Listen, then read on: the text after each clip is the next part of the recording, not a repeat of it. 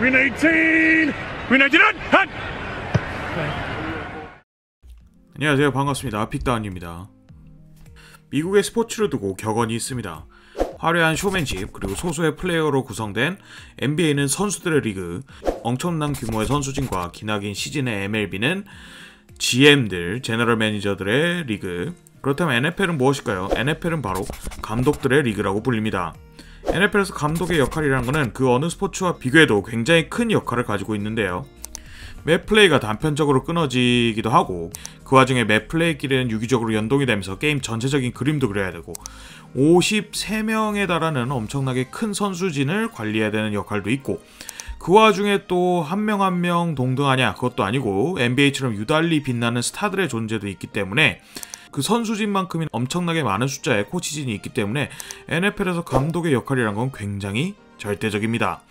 정확히 말을 하면 NFL의 감독은 감독의 직역인 디렉터 혹은 관리인이라는 단어에 매니저와 같은 단어를 쓰는 게 아니라 헤드코치, 즉 코치들의 우두머리, 대장 코치라는 직역하면 그러한 뜻을 가진 단어를 쓰게 되는데요. 이들의 구단 내에서의 영향력은 정말 절대적입니다. 필드 안에서의 모든 작전 수립, 의사결정, 어떤 작전을 부를지, 훈련 방향 등 이러한 필드 위의 모든 이슈에 대한 의사결정 권한을 가지고 있을 뿐만 아니라 코치진, 선수진, 나아가서는 GM에 대한 인사권까지 가지고 있을 정도로 필드 밖에서의 영향력 또한 절대적인데요.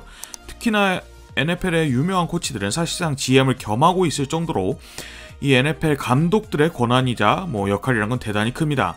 이러한 것을 반영하는 점은 NFL 팀의 리빌딩에 있어서 가장 핵심적인 두 가지 피스를 NFL의 감독과 쿼터백이라고 보는데 쿼터백의 존재감이 날이 갈수록 오르고 있긴 하지만 감독의 존재감에 비할 정도는 아니라는 점.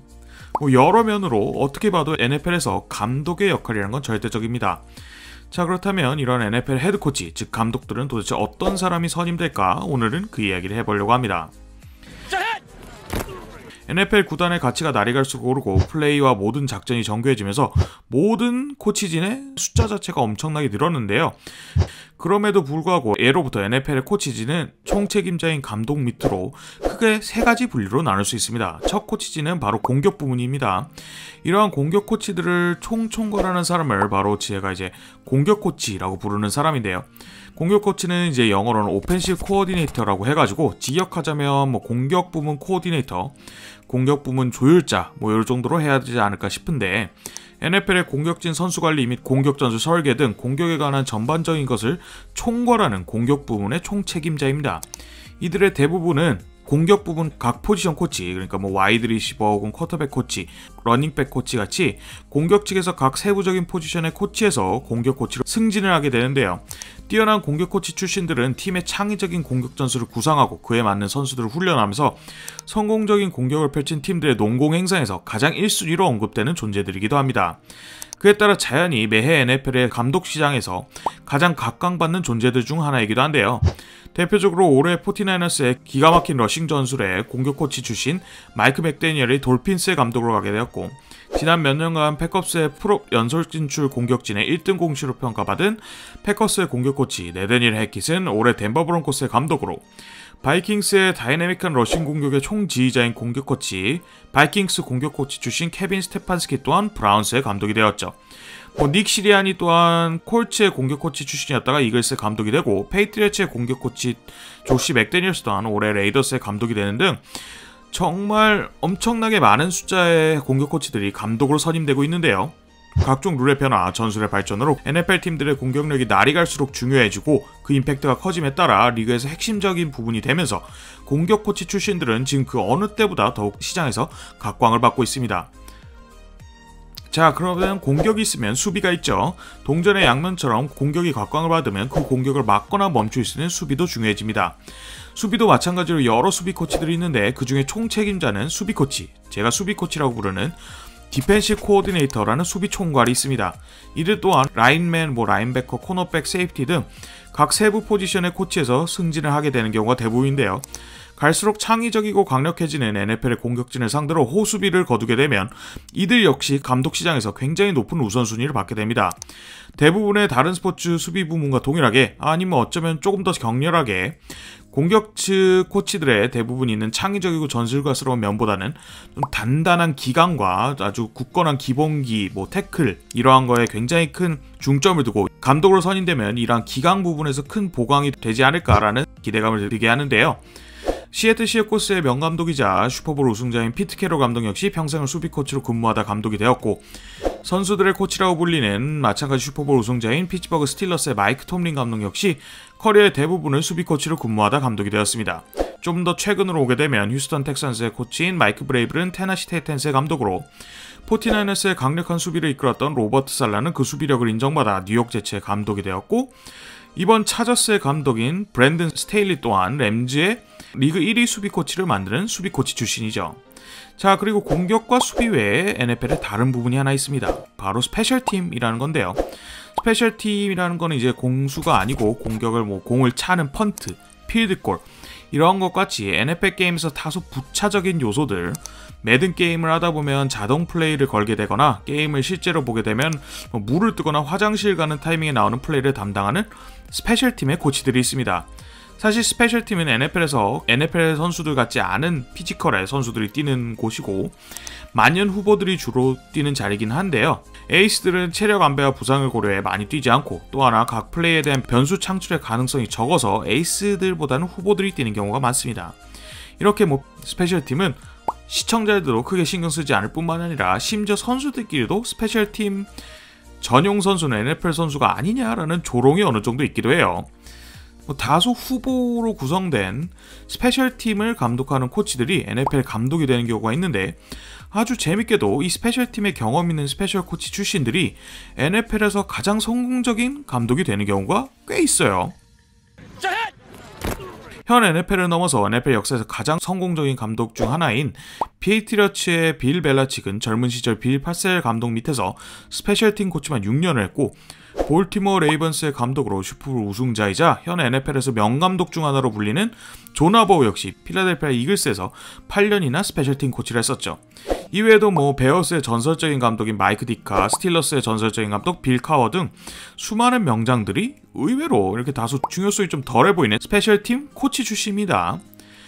물론 캔자시티 치프의 앤디 리드나 아까 말한 스틸러스의 마이크 톰린, 세인츠의 션 페이튼 같이 스페셜팀 경력이 없는 명장들이 있긴 하지만, 스페셜팀 경력이 있는 감독들에 대해 이러한 스페셜팀 감독들이 정말 보증수표가 아니냐라는 생각이 들 정도로 아주 재미난 통계가 있어서 좀 가져왔습니다. NFL에서는 90년대부터 약 500명의 감독들이 있었는데, 그중 31명의 감독들이 감독이 되기 전에 스페셜 코치 경력이 있었습니다. 이는 모든 코치 중에 약 6%에 해당하는데, 더 놀라운 거는 31명의 스페셜 코치 출신 감독 중에 슈퍼볼에 최소한 한 번이라도 진출한 감독은 8명이나 되고, 슈퍼볼을 우승한 감독은 무려 5명이나 되었죠.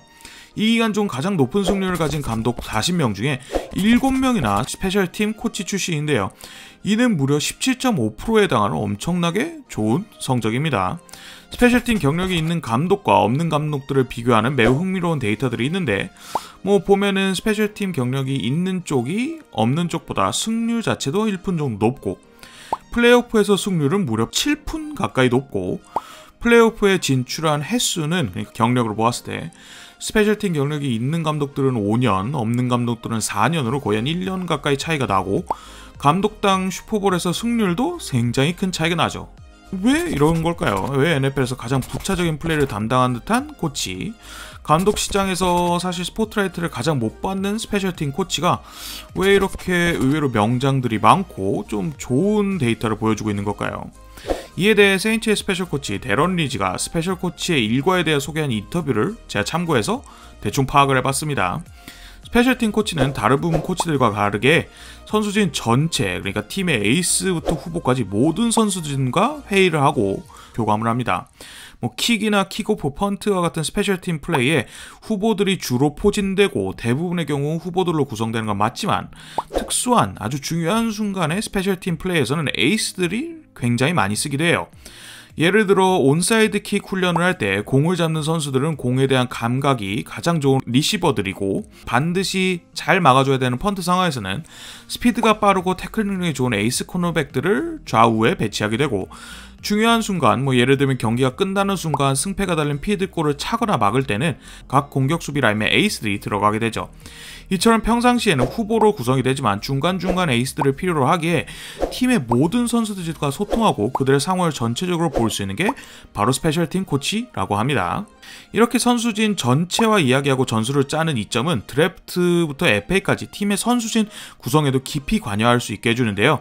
공격 코치, 수비 코치들이 각각의 진영에서 에이스 선수들을 극대화하는 방향에 초점을 맞추는 반면 스페셜팀은 팀의 최종 로스터에 누가 남을지 혹은 팀에서 누구를 잘라야 할지까지 팀의 전체적인 구성에 관여하고 감독의 조언을 하게 됩니다. 또한 스페셜팀의 코치는 시츄에이셔널 풋볼이라고 하는데 NFL의 가장 중요한 덕목 중 하나인 상황별 풋볼을 수행하는 방법을 직접 배우거나 본인이 역할을 맡게 되는 경우가 있어요. 스페셜팀의 플레이 자체에 변수의 가능성이 적은 만큼 변수가 발생했을 때 그 파급력이라는 거는 경기를 뒤집을 정도인데요. 거기다 스페셜팀 플레이는 NFL이면서도 가장 NFL 같지 않은 플레이 구성이기 때문에 NFL의 수많은 좀 반칙이 가장 많이 적용되는 무대인데다가 상대적으로 스페셜팀의 플레이 횟수가 경기 내에 적기 때문에 매 순간 다음 플레이 전술을 짜야 하는 공격 코치나 수비 코치 혹은 감독을 대신해 타임아웃 사인에 대한 이행, 이전 플레이의 판정을 항변할 수 있는 챌린지 플래그를 던지는 역할 등을 맡는 경우가 많습니다. 경기 중간중간 경기 전체적인 흐름에 영향을 줄 수 있는 타임아웃이라든가 챌린지 플레이라든가 이러한 의사결정을 보고 배울 수 있는 것은 게임의 전체적인 흐름과 함께 각 상황별 무엇을 해야 되는지 배우고 자신이 판단하게 하는데 굉장히 큰 도움이 된다고 합니다. 물론 스페셜팀 코치로서 역대 최고의 감독 중 하나인 빌 벨라치기 껴있기 때문에 특히나 90년대 이후에 각종 데이터가 좀 편향되게 나올 수도 있고 최근에 뉴욕 자이언츠의 조 저지라는 어마어마한 실패 케이스도 있는 만큼 예외가 없는 법칙이라고 하기는 어려워요. 스페셜팀 코치가 무조건 명장이다라는 그 공식 자체가. 하지만 여러 명 공격 코치나 명 수비 코치들도 실패를 밥 먹듯이 하는 게 NFL의 현실이기 때문에 내가 응원하는 팀의 감독이 스페셜팀 경력이 있나 없나 한번 보는 것도 NFL을 즐기는 좋은 방법 중에 하나이지 않을까 싶습니다. 감사합니다. 좋아요, 구독은 언제나 힘이 됩니다. 봐주셔서 감사합니다.